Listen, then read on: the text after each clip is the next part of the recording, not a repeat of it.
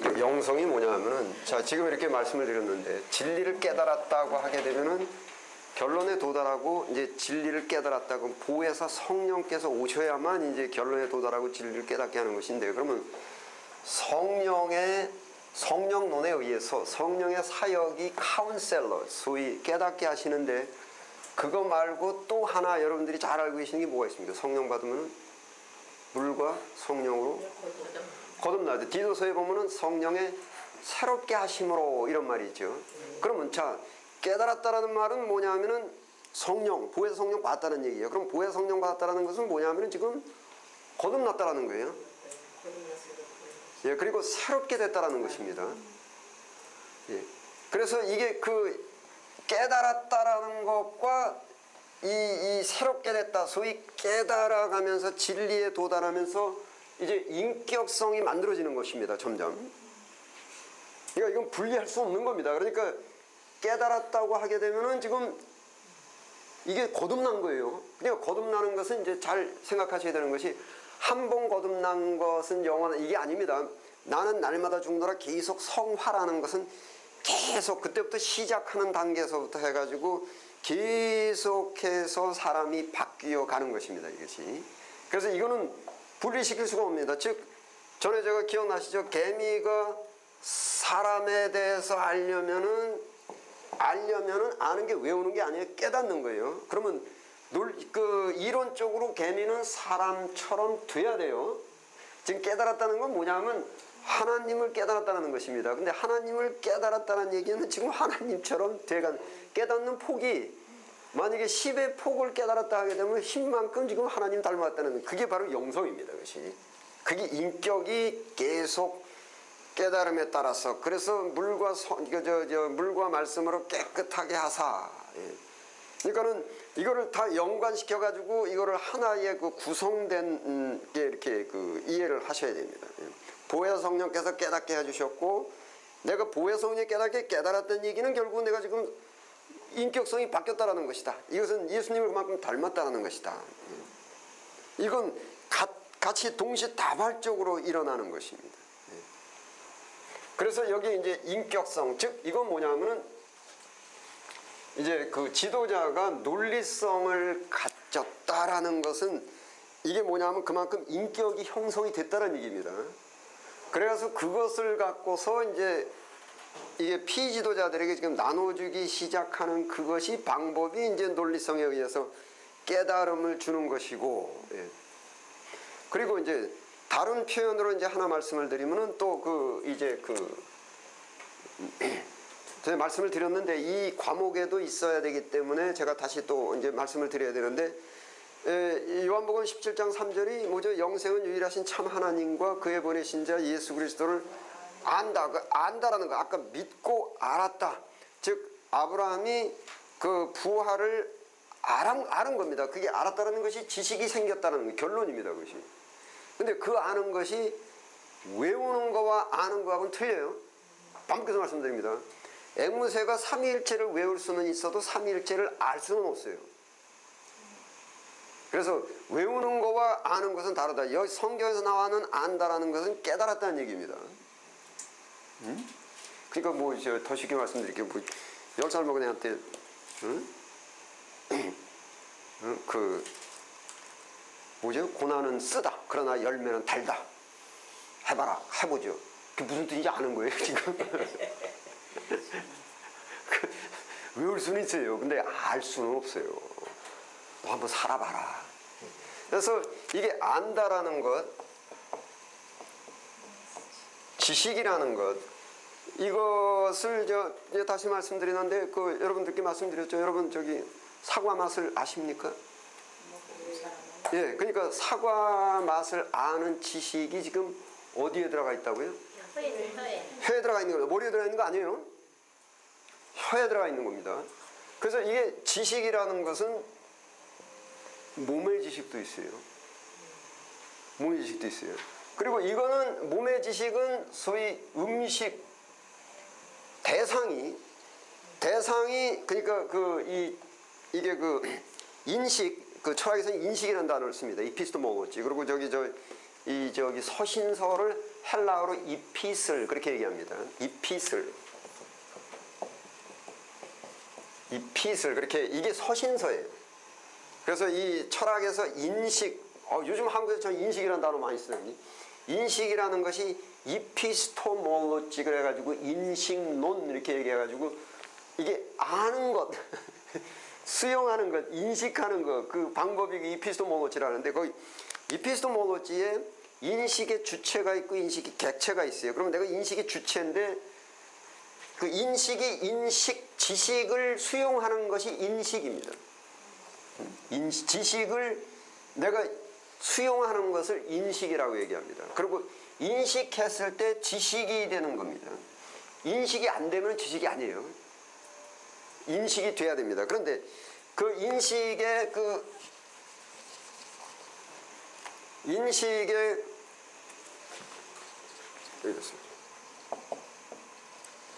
객체가 인식의 대상이 음식일 경우에는 이 인식은 뭐로 하냐면은 혀로 하지 않습니까? 그래서 혀에 지식이 생기는 거죠.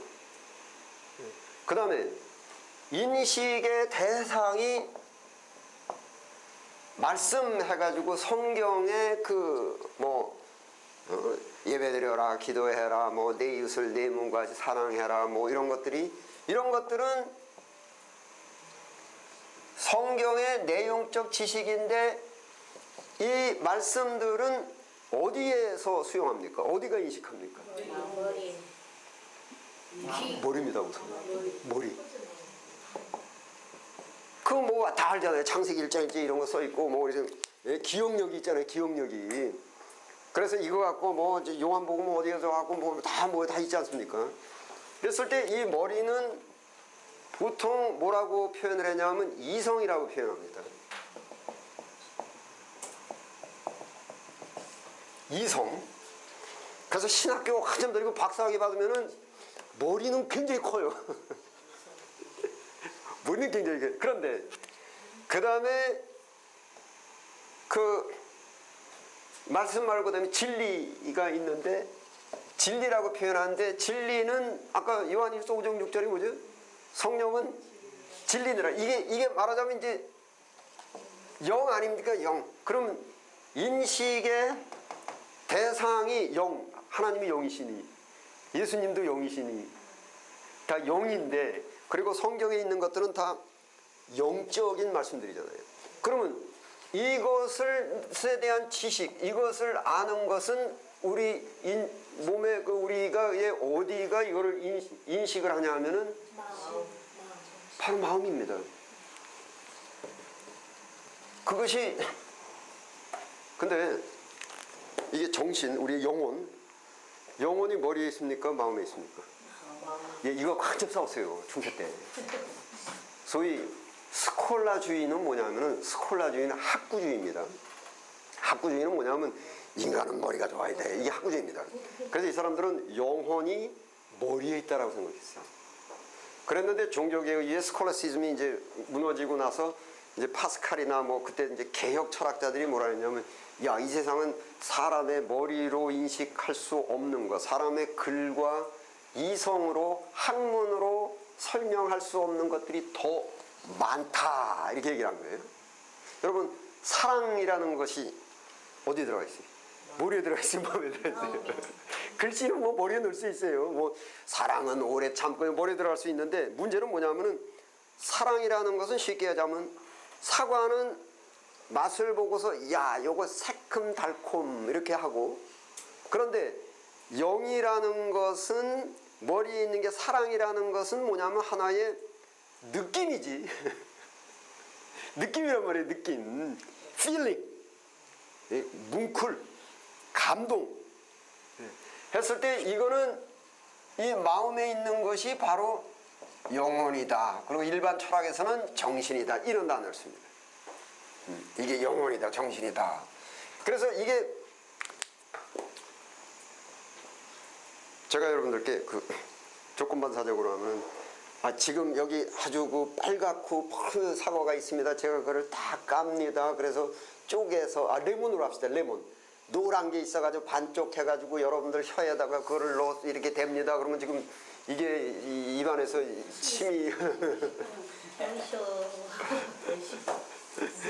돌죠. 근데 그리고 이제 또 뭐 여러분 4 곱하기 8 그러면 머릿속에 32가 이렇게 되죠. 이건 머리예요. 여러분 여기 예수님이 우리를 위해서 십자가에 못 박혀 죽어주시고 뭐 이렇게 했을 때 침이 나오는 게 아니라 어떻게 되냐면 가슴이 움직이잖아요. 침도 나와.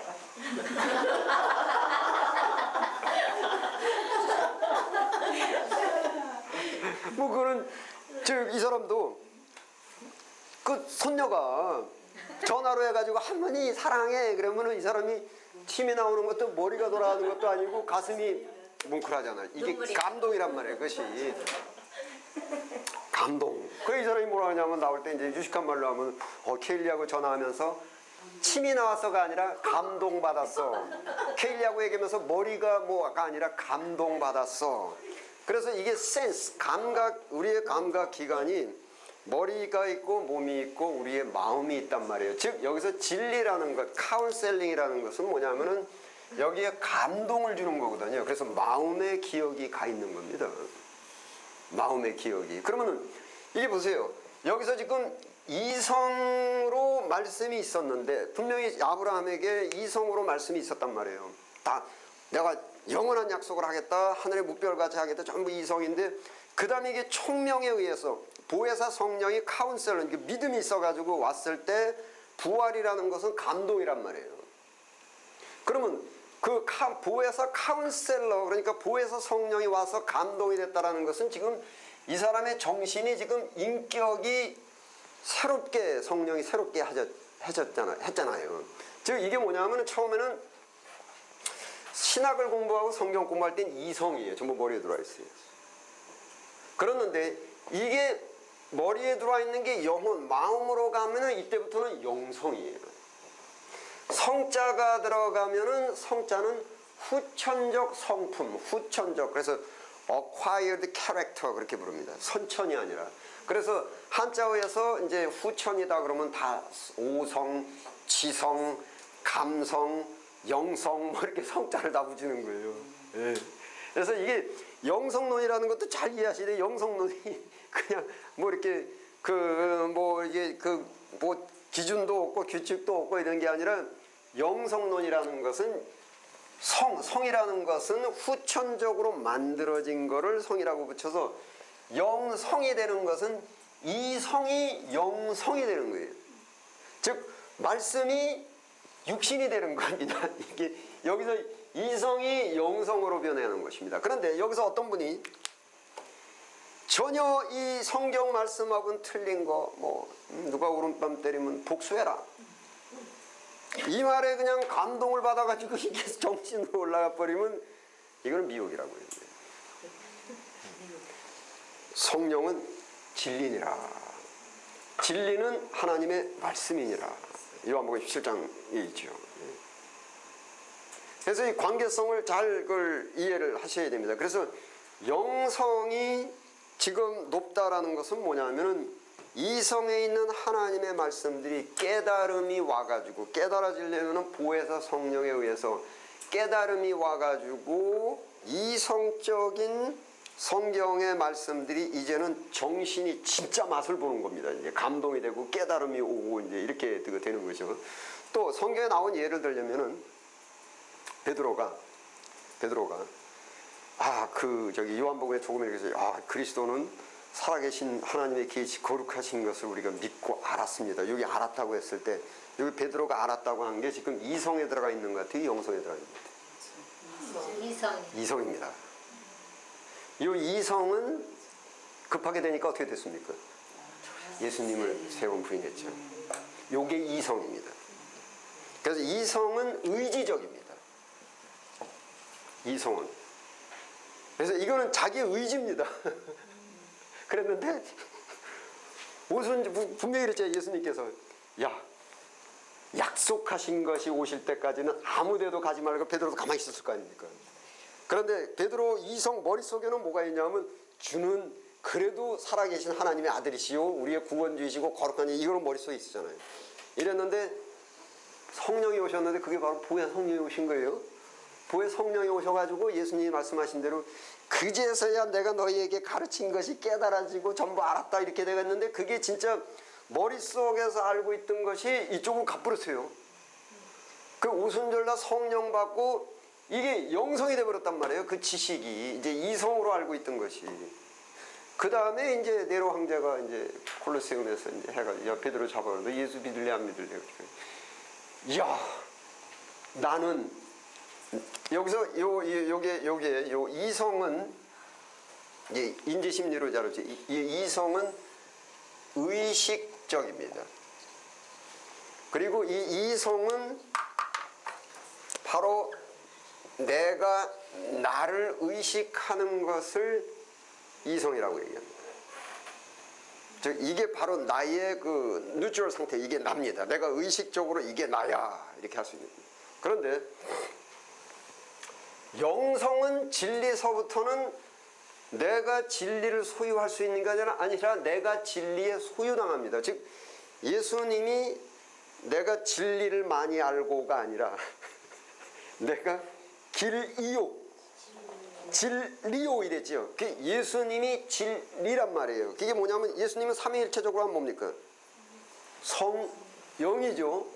성영은 뭐라고요? 진리니라. 그래서 이게 바로 진리, 이게 예수님이란 말이에요. 그러면 내가 이건 납니다. 내가 이성적으로 내 머리로 할 때 이게 진리에 속박당하는 겁니다. 그래서 이거를 인지심리에서 뭐라고 했냐면 무의식의 상태 이렇게 얘기합니다. 이거는 내가 의식이 없어요. 왜냐하면 내가 이건 나보다 커요. 내가 구속당하는 것이지 내가 소유하는 게 아닙니다. 그래서 내가 소유할 수 있는 게 있고 소유당하는 게 있어요. 여기는 소유당하는 것입니다. 이렇게 됐을 때 뭐냐면은 베드로가 이성적으로는 저거 얼마나 아플까 해서 살아야 되는데 근데 내가 지금 구속당해 있어요. 지금 내 안에 있는 이 성령이 진리가 그래서 소위 십자가에 거꾸로 매달려 죽는 거인데 죽어놓고 나중에 깨났을 때 야 베드로 너 훌륭한 일 했다. 이런 베드로가 뭐랄 것 같습니다. 이거는 내가 한 것이 아니고 나는 여기에 구속당해가지고 그러면 여기에 구속당해가지고 진리대로 하야 축복입니다. 무슨 이해가 되십니까? 그러면 하나님의 말씀대로 오른뺨을 맞으면 왼뺨을 돌려대야만 축복입니다. 십자가입니다. 근데 우리가 의지적으로는 못해요. 이게 정신 나가야 해요. 정신 나가는 것이 내가 이성이 진리에 속박당해가지고 이게 내가 이건 내가 아니에요.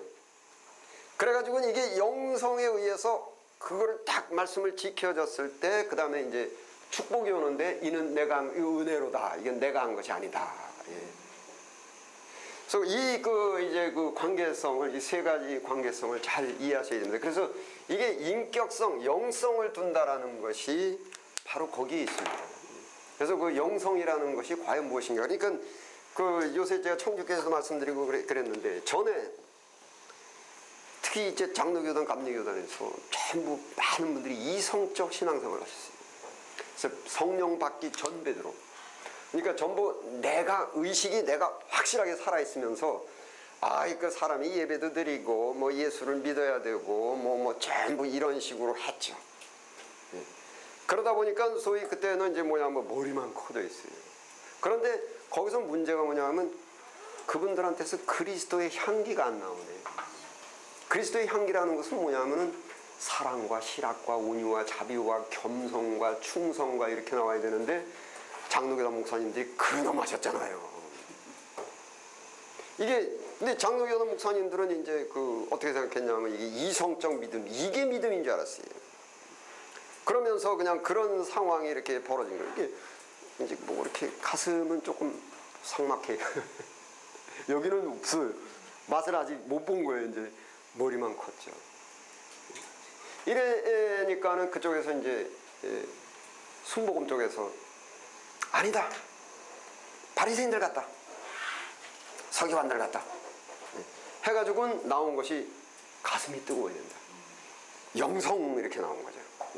그런데 오해하지 마셔야 되는 게 영성은 성령은 진리니라. 하나님의 말씀이 가슴으로 들어가는 것이지 그냥 무조건 그냥 뜨거운 것이 절대 아니라는 거죠. 그래서 전에 제가 그런 말씀을 아까도 뭐 노래 불렀죠. 모라비안 형제. 전에 말씀드렸을 거예요.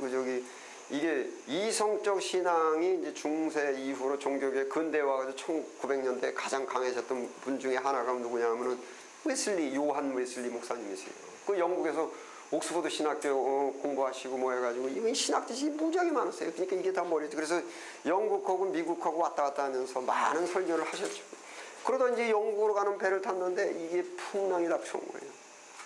이게 지금 그 망망대해에서 지금 대서양에서 그냥 폭풍이 몰아치고 그냥 큰일 났단 말이에요. 그래서 붙잡고서 그냥 쩔쩔매고 있는데 저쪽에서 모라비안 형제들이 기타를 치면서 찬송을 즐겁게 부르고 있네. 그 폭풍이 지나고 난 다음에 가가지고 형제들이 어떻게 돼서 이 폭풍이 부르는데 그랬더니 이거 뭐 죽으면 다시 살 텐데 뭐 걱정이냐. 그래가지고 거기서 통에 자복하고 내가 이제껏 예수를 머리로 믿었구나. 해가지고 이제 영국에 가가 다시 돌아가셔가지고서는 십자가만 갖고는 안 된다. 소위 베드로도 십자가가 있었다. 근데 전부 이게 이성적으로 갖고 있었고 전부 다 머리만 커졌는데 이게 아니고 여기에 십자가에 불이 붙어야 된다. 소위 이게 이성이 머리로 가서 마음이 뜨겁지 아니하더냐 해가지고 감동이 와가지고 이제 하나님의 말씀들이 이제 진리가 돼서 이게 영혼 속에 이렇게 해가지고 내가 그 속에 구속을 당하는 상황이 돼야만 된다. 그래서 십자가에 불 그려놓고 그때부터 감리교다 이렇게 된 거예요 이제. 그리고 순복교단에서 어떻게 이제 말씀을 했냐면은 세례 받았어 그거 갖고는 안 돼. 성령 세례 받아야 돼. 불세례 받아야 돼. 그게 바로 이성 머리에 있던 하나님의 말씀들이 이리 가야 돼. 그래서 불세례 성령 세례 그 말이 나온 것입니다. 자 이제 오늘은 여기까지 하고 이제 다음 주에는 제가 이제 해석학 일부를 이제 좀 그것도 이제 내내 여기에 속해 있는 것입니다.